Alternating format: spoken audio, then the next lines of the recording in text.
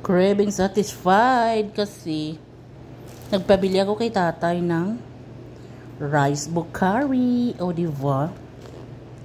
So, sabi ko, good for isang tao lang. Kalahating chicken.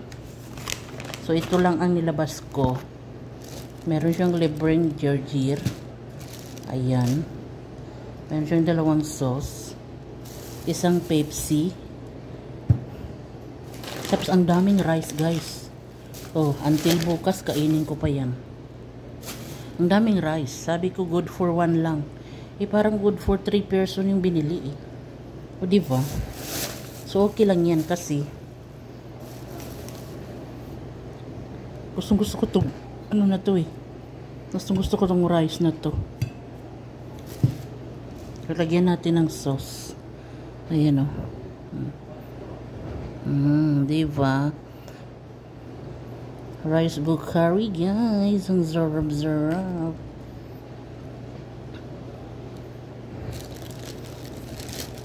So, may pa-jar-jar ang lola nyo. Sandali. Ayan o. So, wala na tong intro-intro, guys. So, tambak natin dyan. Chorizo. So, ito yung kinuha kong plato. Bakit ba? Ito yung gusto kong plato eh. Oh. Merong padamo ang lola nyo. Oh. Cherries. Bismillahirrahmanirrahim. So, actually, nag-pray na ako, guys. Before pa ako mag-video-video, no? Ayan, no?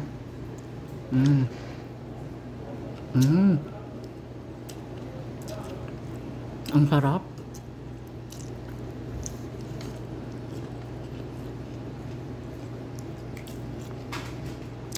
Matagal na kasi ako nag-cravings ng bukhari rice, guys. Sa Matam. So, ngayon lang ako nagpabili.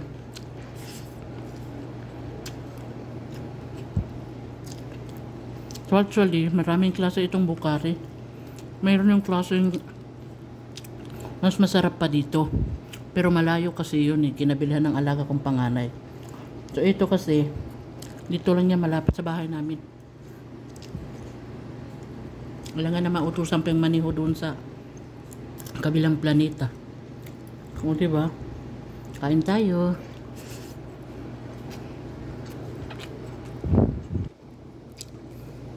So, nagdi-dinner na rin pala sila dyan, guys, kasi second day nung kapatid ni tatay na namatay. So, laham kasi yung kanila, hindi ako kumakain nun.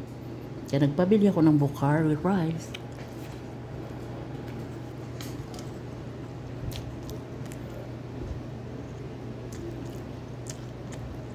So, babay na muna. Lamon na muna ako. Gergir.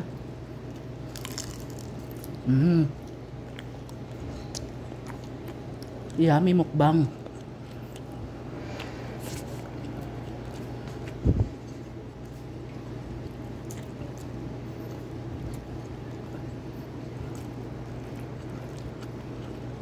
Ang sarap-sarap. Buyers.